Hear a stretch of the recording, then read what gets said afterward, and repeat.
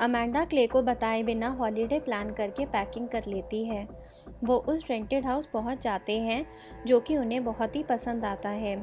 वो लोग बीच पर एंजॉय करने के लिए जाते हैं जब रोज़ एक शिप को उनकी तरफ आता देखती है। सब वहाँ से भागने लगते हैं। घर आकर वो देखते हैं कि उनका टीवी और वाईफाई काम नहीं कर रहे होते। उनके घर के लॉन में 2 डियर आ गए होते हैं। रात को उनके दरवाजे पर कोई नॉक करता है। क्ले जाकर देखता है तो जॉर्ज और रूथ आए होते हैं। जो घर उन्होंने रेंट पर लिया था वो जॉर्ज का ही होता है। वो बताते हैं कि सिटी में ब्लैकआउट हो गया है जिसकी वजह से वो आज रात को यहीं रहना चाहते हैं और इसके लिए वो उनके आधे पैसे रिफ़ंड कर देंगे। अमांडा उन्हें घर में रखने के लिए मना करती है पर क्ले को उन पर भरोसा होता है। अमांडा जॉर्ज से उसका आईडी मांगती है जिसके लिए वो बहाना बना देता है। तभी टीवी पर नेशनल इमरजेंसी का मैसेज दिखता है।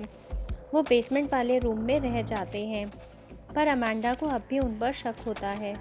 सुबह अमांडा के फ़ोन पर कुछ अलर्ट दिख रहे होते हैं कि ये ब्लैकआउट के पीछे हैकर्स का हाथ है। रोज़ देखती है कि उनके घर के सामने काफ़ी सारे डियर होते हैं। क्ले मार्केट जाने के लिए निकलता है पर जीपीएस सिग्नल ना होने की वजह से उसे कुछ नहीं मिलता। जॉर्ज अपने एक फ्रेंड के घर जाता है जहां उसे सब टूटा मिलता है। आर्ची और रोज आसपास एरिया चेक करने जाते हैं। जॉर्ज को बीच पर कुछ लोग मरे हुए दिखते हैं। क्ले घर वापस आ रहा होता है जब उसे प्लेन से कुछ गिरता हुआ दिखता है। जॉर्ज को बीच पर एक प्लेन क्रैश होता हुआ दिखता है। वो घर आकर ये सब अमांडा को बताता है। तभी बहुत तेज़ आवाज़ सुनाई देती है और उनके घर के शीशों पर भी क्रैक आ जाते हैं। थोड़ी देर बाद आवाज़ रुक जाती है। क्ले घर आकर एक नोट देता है जो प्लेन से उसकी कार पर गिरा था। क्ले और उसकी फैमिली वहां से जाने का डिसाइड करते हैं। कुछ ही दूर पहुंचकर उन्हें ट्रैफिक मिलता है। अमांडा जाकर चेक करती है तो वो सब कार्स ऑटोमेटिक होती हैं और उनमें कोई नहीं होता। उन कार से बचते हुए वो वापस जॉर्ज के घर आ जाते हैं। रात को रूथ और क्ले देखते हैं कि पूल में काफ़ी सारे फ्लेमिंगोज आ गए हैं। उन्हें फिर से वही तेज़ आवाज़ सुनाई देने लगती है। सुबह आर्ची के मुंह से खून निकलने लगता है और उसके दांत टूटने लगते हैं। रोज़ घर में कहीं नहीं मिलती।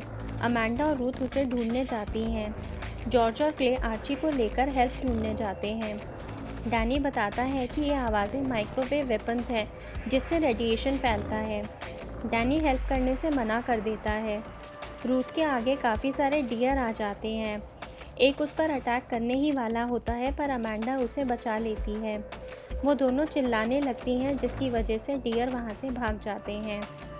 क्ले के रिक्वेस्ट करने पर डैनी हेल्प के लिए मान जाता है। वो पैसे लेकर आर्ची के लिए मेडिसिन देता है।